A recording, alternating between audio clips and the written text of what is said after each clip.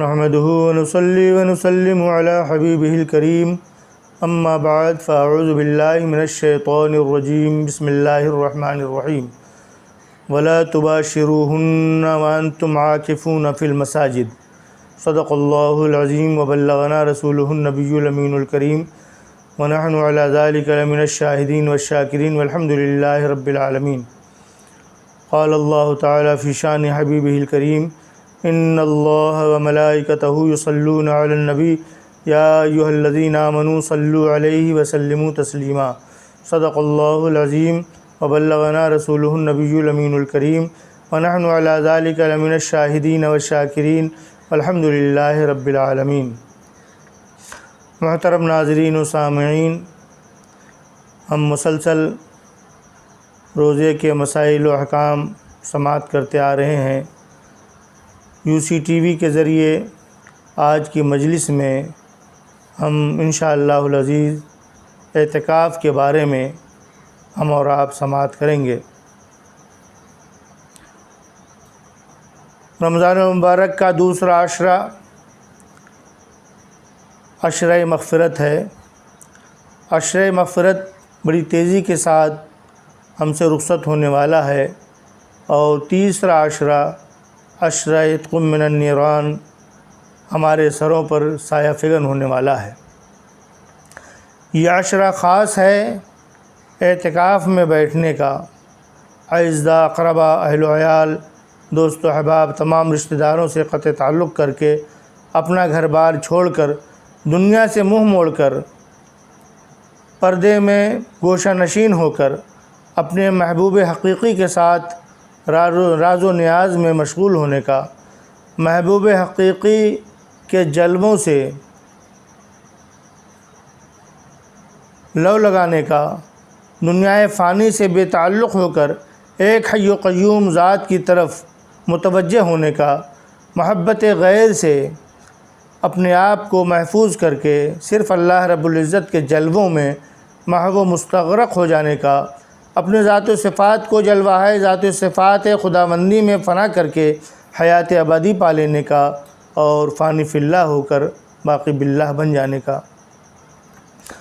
رمضان شریف آپ جانتے ہیں کہ رمضان شریف کے جتنے لمحات ہیں، رمضان شریف کے تمام ایام، دن، وہ بھی عبادت والے دن ہیں اور جو راتیں ہیں وہ بھی عبادت والی راتیں ہیں. ایسی عبادتیں ہیں جو 11 مہینوں میں ہم ادا نہیں کرتے. کچھ مخصوص عبادتیں بھی ہیں. روزہ ہم رکھتے ہیں، روزہ میں سحری و افطار کرتے ہیں، یہ بھی خاص ہے. رمضان کی راتوں میں تراویح پڑھتے ہیں، اعتکاف، شب قدر، تراویح میں تلاوت قرآن اور ختم قرآن وغیرہ.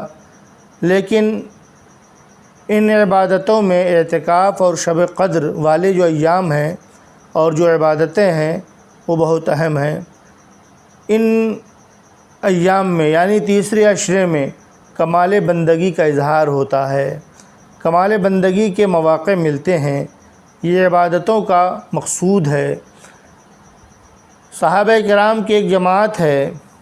اللہ کے رسول صلی اللہ تعالیٰ علیہ وسلم کے دور میں وہ بارگاہ رسول صلی اللہ تعالیٰ علیہ وسلم میں حاضر ہوتے ہیں اور عرض کرتے ہیں، یا رسول اللہ صلی اللہ تعالیٰ علیہ وسلم، اللہ تعالیٰ کہاں ملے گا؟ بھوکے رہ کر ہم اس کو تلاش کر رہے ہیں، پیاسے رہ کے تلاش کرتے ہیں، اپنی جائز نعمتوں سے پرہیز کر کے ہم اس کو تلاش کرتے ہیں. ہمارا دل اللہ کے نور سے منور ہونا چاہتا ہے، ہم منور کرنے کے لیے بےتاب ہیں. ہمارا رب کہاں ملے گا؟ قرآن کی تلاوت میں ہم تلاش کر رہے ہیں، تراویح میں تلاش کر رہے ہیں، تو اللہ ہم کو کہاں ملے گا؟ تو اللہ تعالیٰ نے ایسے موقع پر جب دیکھا کہ ہمارے بندے ہم کو تلاش کر رہے ہیں تو کتنے خوبصورت انداز میں اللہ تعالیٰ نے اپنے حبیب ہمارے آقا جناب محمد رسول اللہ صلی اللہ تعالیٰ علیہ وسلم کو مخاطب کرتے ہوئے ارشاد فرمایا کہ وَإِذَا سَأَلَكَ عِبَادِي عَنِّي فَإِنِّي قَرِيبٌ أُجِيبُ دَعْوَةَ الدَّاعِ إِذَا دَعَانِ، کہ اے میرے حبیب، اے میرے محبوب، اے میرے نبی، یہ ہمارے بندے، یہ میرے بندے آپ سے میرے بارے میں سوال کرتے ہیں، فإنی قریب، تو میں تو ان کے قریب ہی ہوں۔ تو حضرات محترم، یہ جو تیسرا عشرہ آ رہا ہے، یہ عشرہ کیسا ہے؟ قرآن میں اللہ نے ارشاد فرمایا، وَلَا تُبَاشِرُوهُنَّ وَأَنْتُمْ عَاكِفُونَ فِي الْمَسَاجِدِ، عورتوں سے مباشرت نہ کرو جبکہ تم مسجدوں میں اعتکاف کیے ہوئے ہو۔ تو آپ نے طلوع صبح صادق سے لے کر غروب آفتاب تک آپ نے جائز کھانے کو چھوڑ دیا اللہ کی رضا کے لیے۔ وہ پانی جو پاک تھا، جو آپ کے لیے ہر حال میں آپ اس کو پی سکتے تھے، جائز آپ کے لیے، وہ بھی آپ نے چھوڑ دیا۔ اور تمام جائز فرمودہ غذائیں جو شریعت نے جائز کی تھیں، وہ بھی اللہ کی رضا کے لیے آپ نے چھوڑ دیا، تاکہ آپ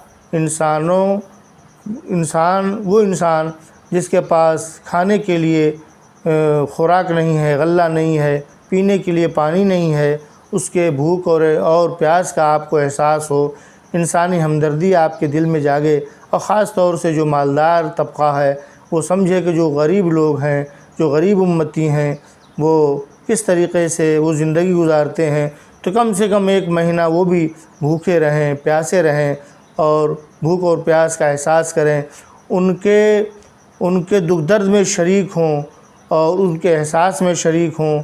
تو اللہ تعالیٰ نے یہ اپنے جو مالدار بندے ہیں، جو صاحب ثروت ہیں، جن کو اللہ نے مالدار بنایا ہے، ان کو بھی یہ احساس دینے کے لیے اللہ تعالیٰ نے ان کو بھی بھوکا اور پیاسا رکھا۔ رات میں ہم نے اللہ تعالیٰ کی عبادتیں کی، یہاں تک کہ وہ بیویاں جو ہمارے لیے حلال تھیں، وہ بھی دن میں ان کے ساتھ ہم بستری نہیں کر سکتے، ان سے ہم لذتیں نہیں حاصل کر سکتے۔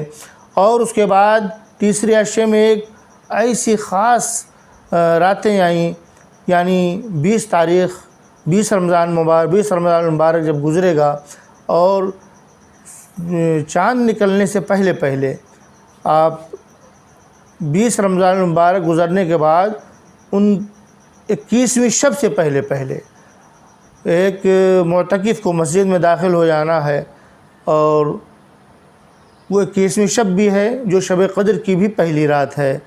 تو 21ویں شب، 23ویں شب، 25ویں شب، 27ویں شب اور 29ویں شب، یہ اس کے بارے میں فرمایا گیا کہ طاق راتیں، آخری عشرے کی طاق راتوں میں تم شب قدر کو تلاش کرو۔ اور یہی اعتکاف کی راتیں بھی، اعتکاف جو سنت مؤکدہ ہے، ہمارے آقا جناب محمد رسول اللہ صلی اللہ تعالیٰ علیہ وسلم نے جس کی پابندی فرمائی، اہتمام فرمایا اپنی زندگی میں، تو یہ اعتکاف سنت مؤکدہ کفایہ ہے۔ تو کہ اگر ایک آدمی بھی محلے کا اگر اعتکاف میں بیٹھ گیا تو تمام لوگ بری ذمہ ہو جائیں گے، اور اگر کوئی نہیں بیٹھا تو سبھی قابل مواخذہ ہوں گے۔